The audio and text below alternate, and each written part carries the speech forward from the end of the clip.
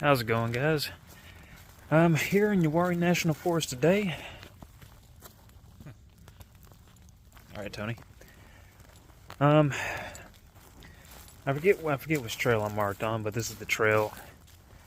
Right across the street is the trail to the Nifty Rocks. But yeah, I have yet to get out here and have a decent solo trip.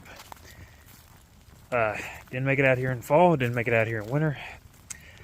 I was out here to do a little bit on the OHV trails, and I was out here with a buddy for his birthday. Did some group camping, but that wasn't backpacking or anything. It's been forever since I loaded up my pack and just walked in. And unfortunately, it's like already 6 o'clock. I got off work at 3. Had to take care of some things. But finally made it. Oh, it's been so long. This pack feels so heavy. I weighed it last night. It was 34 pounds, but I probably, with the water and food, it's feeling probably like right at 40.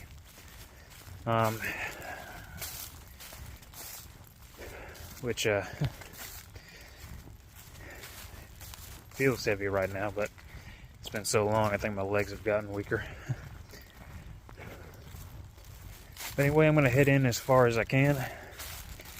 If it gets too dark, I'll stop, make camp. But yeah, this is one of the hiking trails that goes through the OHV trail complex. Never been on any of these trails. I prefer going someplace like South Mountain State Park or Linville Gorge area. But man, I barely find time. And when I do actually make time, the weather always ends up being horrible. I could hike in the rain, but not in the winter. I'm okay with being cold. I'm okay with being wet. I don't want both. Not at all. But yeah, once I get to camp, I'll get everything set up and I'll show some of my gear system. I know I said in past videos that I was gonna start doing a lot of videos on my gear, my pack, my kit. But again, time working these 2 jobs. Yeah, what sucks is I work as much as I do, I barely have time to sleep. Some nights it can be 12 to 14 hours a day. And I still barely make enough to pay for a cheap 1-bedroom apartment in my area. Want to know how I know? I applied for one. And gave them my 3 pay stubs, and they said, sorry, you're not making enough. That's budgeting, I can definitely afford it. Just not making enough. Remember, parents, when you tell your kids to budget properly, when it comes to renting, that means nothing. They have to be making enough in a month. But anyway, I'm going to put this down, conserve what little battery I have. Didn't charge as much as I'd liked all the way here. Terrain's a little rocky. Not too bad. I tell you though, I am very glad I upgraded the footwear. These are a brand new set of oboes. I've walked them around Concord Mills Mall a few times, getting them nice and broken in. Compared to those boots I got at the surplus store, these are a dream. Oh, look at all the rocks. I like rocks. But yeah, this is their first taste of trail. I'll provide details on them and how they do at the end of the trip. I doubt this will be a very good test of them. A very good test? Like Grandfather Mountain. Anyway, be right back. Alright guys, I found a place off the side of the trail. I think this will be my camp for the night. I'm not far in at all. Probably, I'm probably not even a mile, maybe a half mile. Just, I want to get started on things before it gets any darker. But anyway, yeah, got me a little spot made out. Yeah, a good log to sit on, I guess. There's some trees around here I can string out my hammock too. It's not gonna get too cold tonight. I think like 46. But I'm rocking the Kelty 0 degree bag, so I'm gonna be plenty toasty tonight. But yeah, I'm gonna get a fire going right here, and tonight I'll be having filet mignon. I got a filet mignon with a bacon stripper wrapped around it in my bag. Some Hawaiian rolls to go with it. And a good adult beverage that I'm going to be giving a try. Yeah, everybody said I needed a beer that suited my personality, so I think I found it. So, wood tools for tonight. Now, Cold Steel Trailmaster, the Silky Gomboy 300mm. This is the biggest silky folding saw you can get without going up to the big boy. Of the two, I got this one for the minimum size, but I'm starting to learn that I like folding saws better than I like bow saws. I got that Boreal 21-inch, but that thing does not cut straight. I don't know if it's just the blade's thin, or if it's just bow saws by nature. I had a bow saw I use around the house, and it doesn't bend its cuts like it does. So I think I'm going to be sticking with Silky from now on. And the SE Laser Strike. I need to do a review on this one all by itself. Done a bit to it, as you can see. The Molly webbing. And this is the SE Deep Pouch. You can put like 2 Altoid tins in there. Right now I just got a fire kit in there. I think I still do. I'm not sure if I might have taken it out or not. But yeah, as far as just carrying it on the belt goes, I don't think I like it. The little bit that I have, I mean, it stays rigid.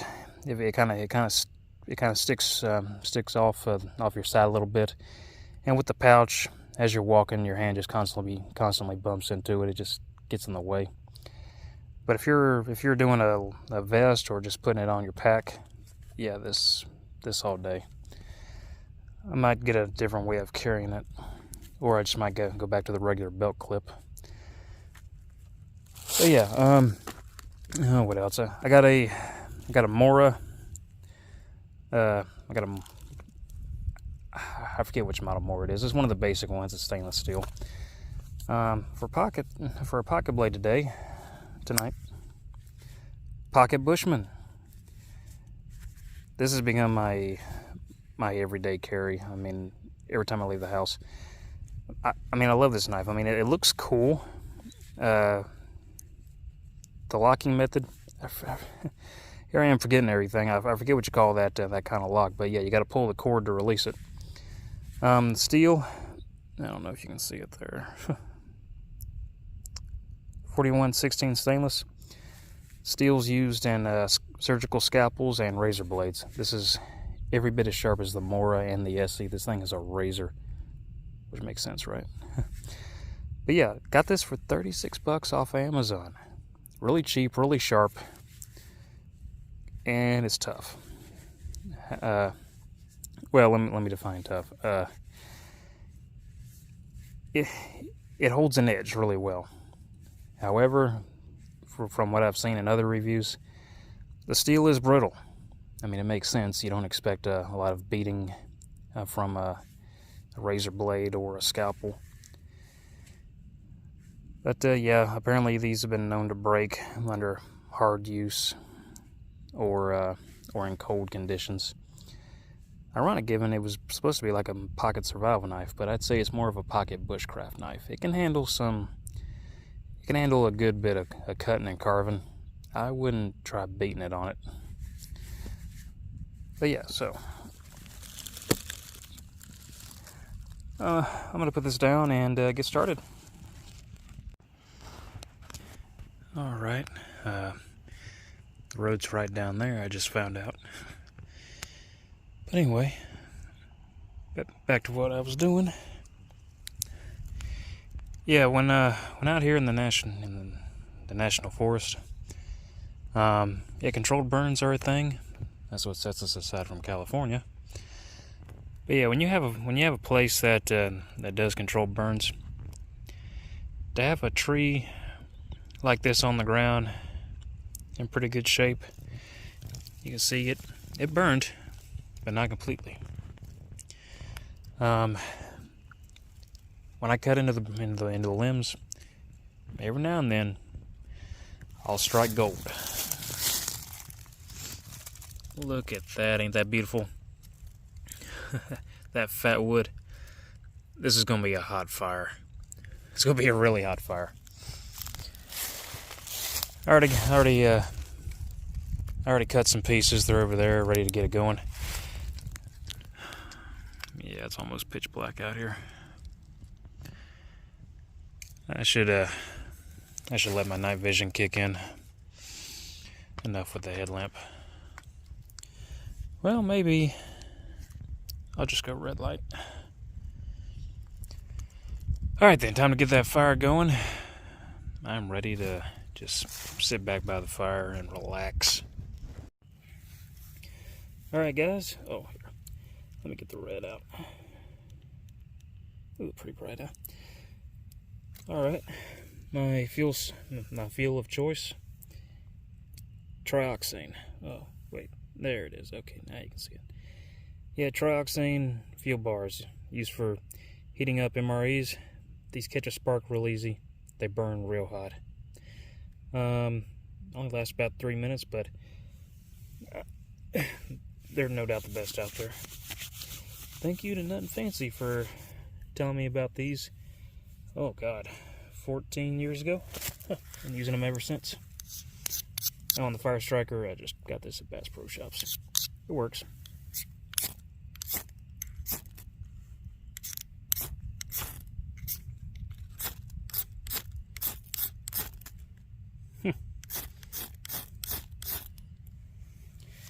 This usually works.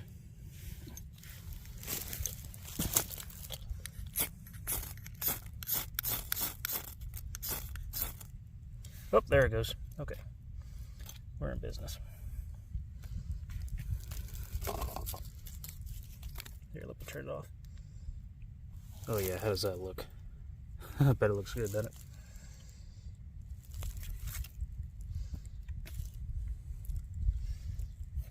Still need to see though.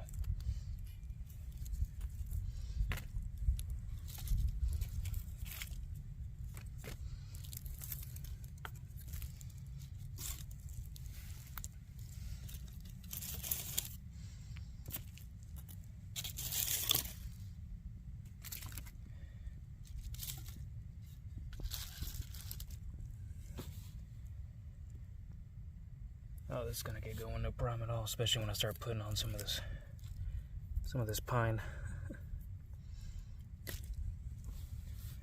Alright, I'll let that get going now, and I'll move the camera so it don't melt.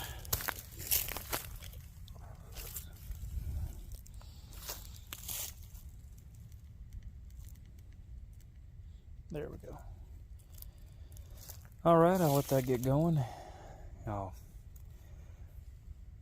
cut more wood. Be right back. Alright guys, check this out. Okay, regular fire, ember lit fire. Yep, this is the Emberlit stove. This whole stove is nothing but sheets of titanium. You can get stainless steel too, but it is significantly heavier. Oop. Oh crap, okay. But yeah, this is the competitor for Uwharrie. Did I pronounce that right? I think I did. Anyway. But yeah, essentially, trying this out because carrying a gas stove plus fuel, the weight adds up. You feed the fire through there. So yeah, I mean, this takes up so much, this takes up very little space in my pack. I mean, literally, where to go? Oh, here it is. This stove fits into this. Yeah.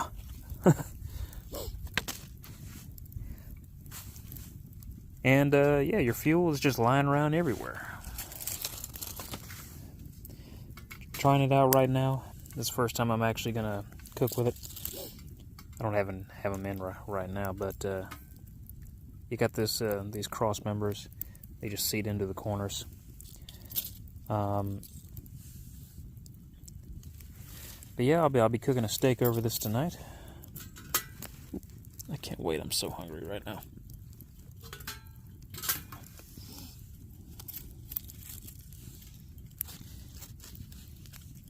But yeah, this I would recommend this if you camp in a place with like a lot of pine forest, where the ground's real soft. Let's see if I can do this without hurting myself. Perfect. I prefer this over the Uwharrie stove for one simple reason. There are no holes in the bottom. There are no holes in the side. Well, I mean, when I say side, I mean like up here. Essentially, all this is, it's a chimney. Air's funneled in around the sides. There's no holes in the very bottom of it, so you don't have to worry about embers falling out onto the ground.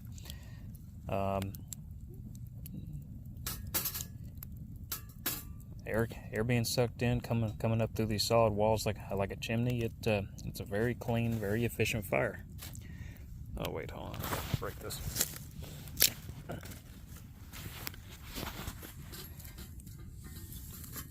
And so far, that's holding up. I mean, there's next to no smoke coming out of there. In fact, I'm not seeing smoke right now, actually. Yeah, you got to keep it fed. Burns through sticks pretty quickly. But yeah, I'm gonna get cooking and let y'all know how it goes. But so far, I'm just loving this little thing. All right, be right back. All right, guys. Well, got a lot of my stuff laid out here. Had to drag it all out because, as a consequence, my sleep system was on the very bottom. So I guess we'll start with that sleep system, huh? All right. Probably one of the most expensive pieces of my kit. The Kelty 0 degree synthetic bag. Oh, I forgot the actual model. Let me see if it's right here on the bag. Cosmic. There you go. The Kelty Cosmic. Synthetic. Is rated down to 0 Fahrenheit. Underneath it, Thermarest. Uwharrie X-Lite.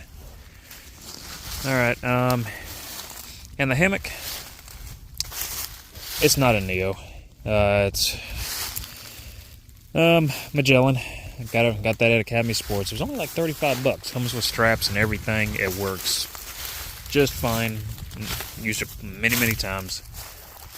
Not a single issue.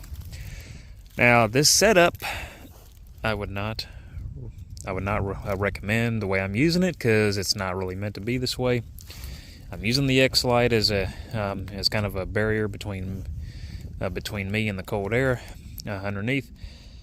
That's the one downside about using a hammock in the winter. You got that cold air blowing underneath, and you got to have space between you and the air. If you're in the sleeping bag by itself, that fabric is going to compress, and you want that space. You want that buffer between you and that cold air.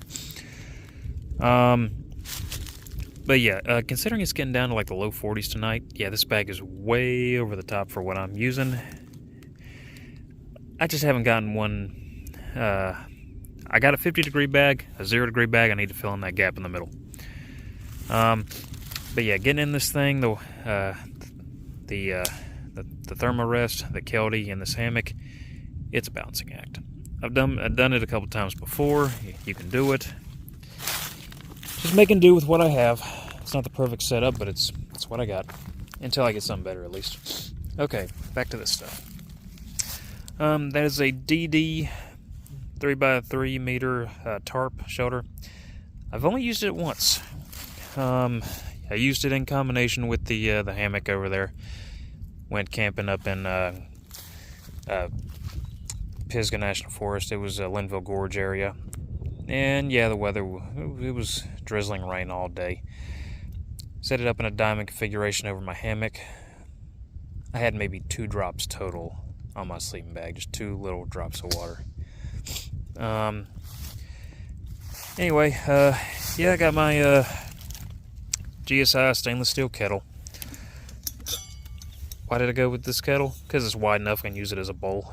Anyway, yeah, so I did bring my gas stove. Got a tripod for the canister. The stove, just a pocket stove right today. The BRS. Look how tiny that thing is. The only reason I have this one is for cooking out of the Pathfinder cup. This is part of a nesting set. I just didn't bring the rest of it because didn't need it. Saved on weight. But yeah, this if you're cooking out of a cup, get this thing. This thing is just so tiny. And 1 canister of fuel. I forgot what this is. There you go. Got this at Academy Sports. Probably not going to be using this till in the morning. Okay, so Silky Saw, Trailmaster, SE Laser Strike. Oh yeah, my mess kit. I'm actually using a stainless steel World War II USGI mess kit. And the silverware is stainless steel. I got that at Surplus Store. I don't even think it has a brand. Since I was just kind of testing out the system, yeah, I put everything in the pack that I'd go out on a multi-day trip, even if I wasn't needing it. Right now, for rain gear, I just got this poncho. I need to get some better stuff, but it's better than nothing. This is a Condor drop pouch. I normally get it just to carry it, just to help gather kindling. Schmog. That's my selfie stick. Nothing special there. That's pretty much all the major stuff. The bag and the sleep pad I got at REI. Y'all, if you have the money, try getting a membership at REI. You will thank yourself for it. Because that stuff, I can use it once. I can use it a few times. I can bring it back if it's not working for me. Oh crap! My stove went off.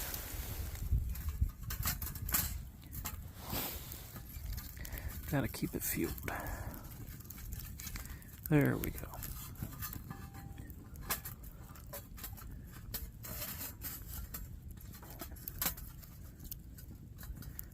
Okay.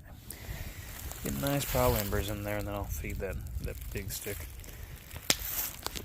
Anyway, okay, I'm gonna stuff most of that stuff back in the pack.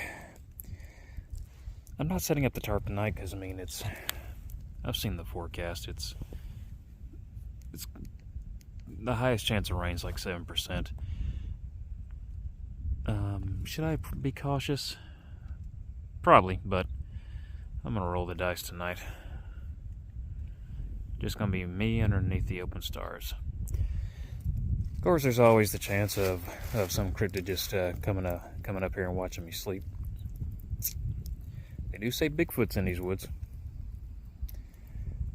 Well, probably not gonna happen, right? Anyway, time to get that steak cooking. So I'll be right back. Alright,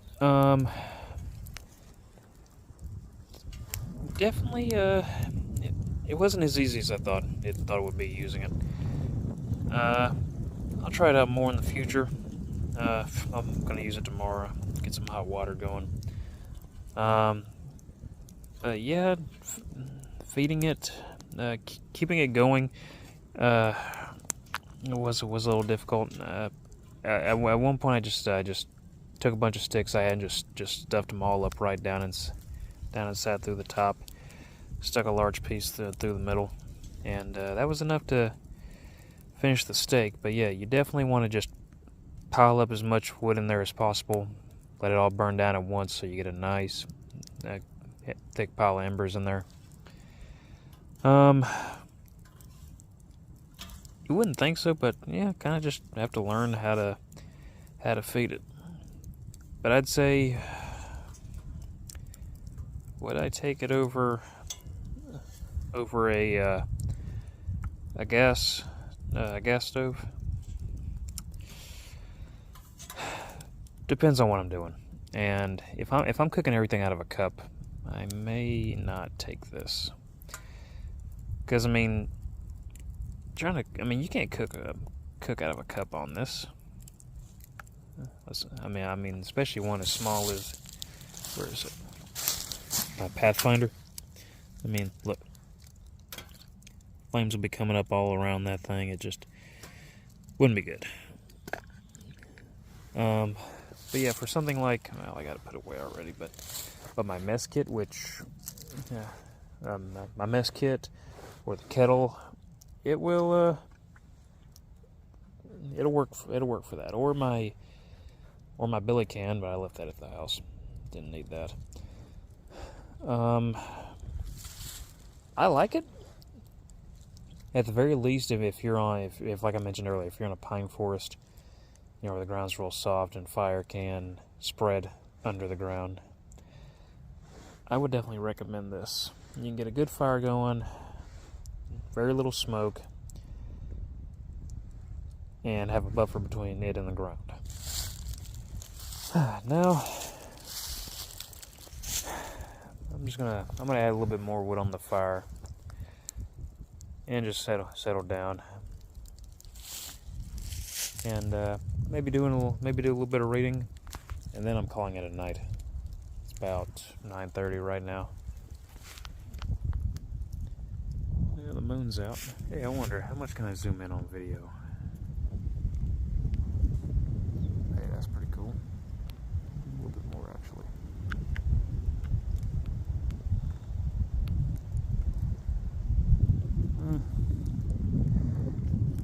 And for all you can tell, it could be a UFO.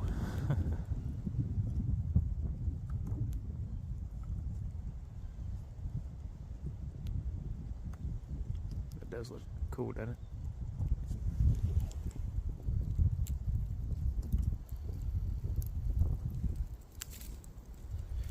Okay. Don't know if y'all could hear it, but hold on.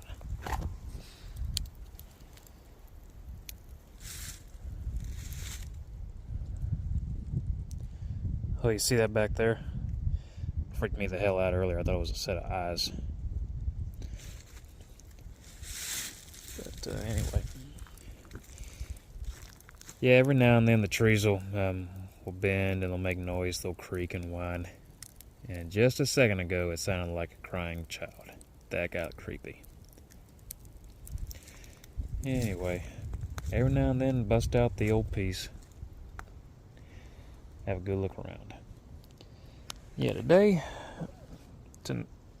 tonight I got the TLR-1 on the Glock 19 Gen 5. If you're going to come out here and camp on your own, I mean, there are no predators around here. Well, okay, I'm not going to say that. There could be a bear. There could be a pig. More than likely it'll be coyotes, but they typically don't bother you. At least out here. But yeah, it's people mainly that I worry about.